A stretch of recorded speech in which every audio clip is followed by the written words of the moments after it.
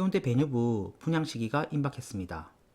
아직 분양 가격이 공개되기 전이지만 먼저 인근 지역 아파트 가격을 파악함으로써 지역 시장을 정리해 보도록 하겠습니다.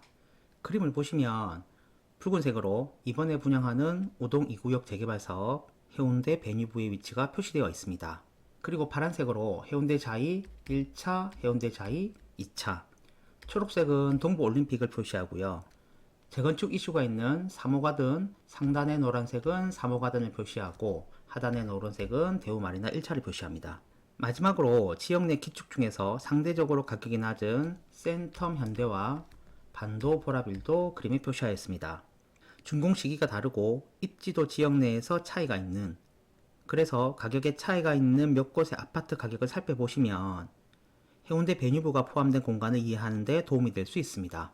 오늘 살펴보는 결과는 국토부 실거래 가격을 바탕으로 하였으며 전용 84제곱미터, 우리가 9평이라고 이야기하는 평수의 실거래 이력입니다. 한 아파트에 전용 84제곱미터가 여러 타입이 있는 경우에는 모든 타입의 결과가 다 기록되어 있고요. 거래 해제권은 당연히 제외하였습니다. 그리고 상단의 지도를 보시면 오늘 살펴볼 아파트가 표시되어 있고 아파트 옆에 표시된 각 숫자들은 준공 연도입니다. 그래프에서 표시된 보라색 선은 10억, 8억, 6억을 표시합니다. 먼저 지역을 대표하면서 가장 많이 언급되는 해운대 자이 1차, 2차 각 아파트의 전용 84제곱미터 모든 실거래 가격을 보도록 하겠습니다. 그림에서 초록색 점은 해운대 자이 1차의 결과이고 붉은색 점은 해운대 자이 2차의 결과입니다. 해운대 자이 1차는 2015년 4억이 넘는 금액에서 거래가 많아지는데 25년 13건의 거래가 있었고 평균 거래 금액은 9억 7천 정도 됩니다. 10년 정도 기간에 2배 정도 오른 모습이고요.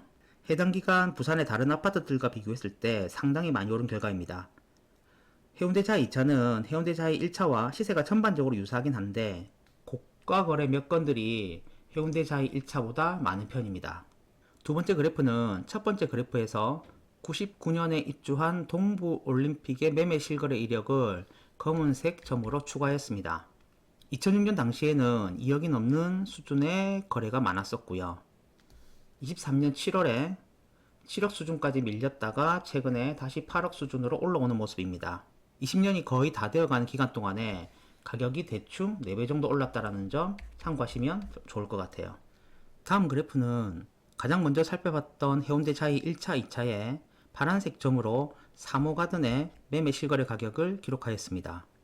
3호가든은 재건축 사업이 한참 진행 중인데 신축, 준신축 아파트 실거래 가격과 재건축 호재를 입고 있는 아파트의 시세 흐름을 비교하기 위해서 정리해 보았고요. 재건축 사업과 관련해서 크게 관심을 가지지 않던 시기 2014년에서 2018년 정도는 해운대 자이 1차가 조금 더 높은 시세를 기록하고 있지만 오히려 그 이후의 시세는 해운대 자이 1차를 넘어서는 모습이 보입니다. 22년 최고 가격을 기록하던 시기를 보시면 붉은색으로 표시된 해운대 자이 2차 가격과 파란색으로 표시된 3호가든의 시세가 유사한 모습을 보입니다. 최근 시세를 보시면 해운대 자이 1차, 해운대 자이 2차, 3호가든의 실거래 가격이 전반적으로 비슷한 모습을 확인할 수 있고요. 지역시장을 조금 더 파악하기 위해서 재건축 호재를 가진 3호가든과 입지 좋은 기축 아파트 동부올림픽을 비교하면 그래프와 같습니다. 파란색 점은 조금 전에 살펴본 3호가든, 검은색 점은 동부올림픽인데 두 아파트의 가격이 엎치락 뒤치락 하는 모습을 보입니다. 2016년 재건축 이슈가 있는 3호가든의 시세가 조금 더 높게 형성되는 모습이 보이고요.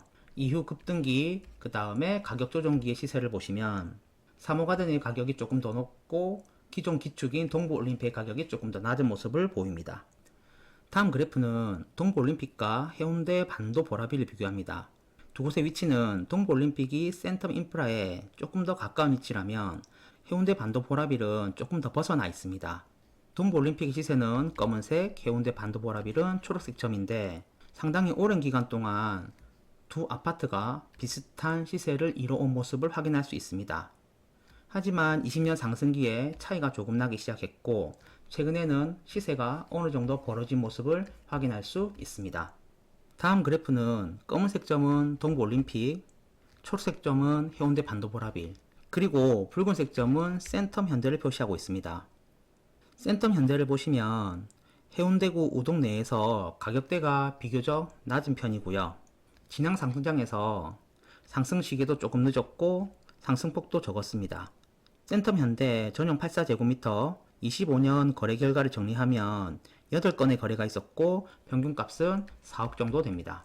해운대 반도보라빌이 5건의 거래에서 6.2억 정도 평균값이 나오고요.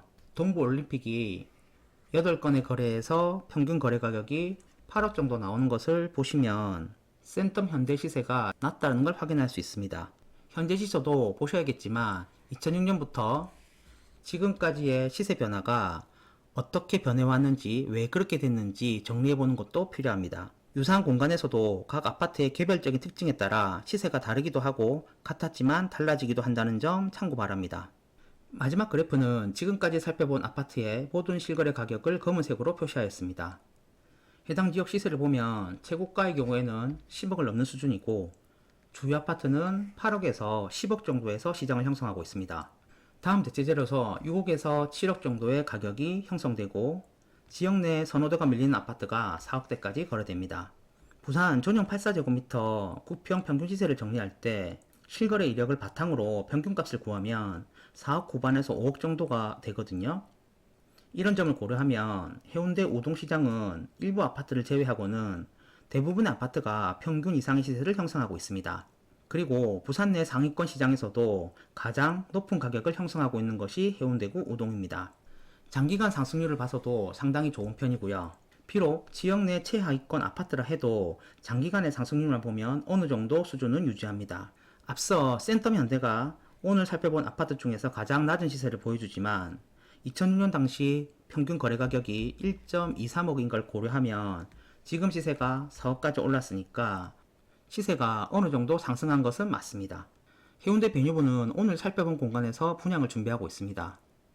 부동산 시장이 움직인 결과를 놓고 보면 신축, 구축뿐만 아니라 비록 해당 지역 대장이 아니더라도 어느 정도 입지만 된다면 시장의 변화에 따라 가격 상승의 여지가 얼마든지 열려있는 공간입니다. 그래서 입지만 놓고 보면 청약을 망설일 이유가 전혀 없는 곳이 해운대 배뉴부입니다.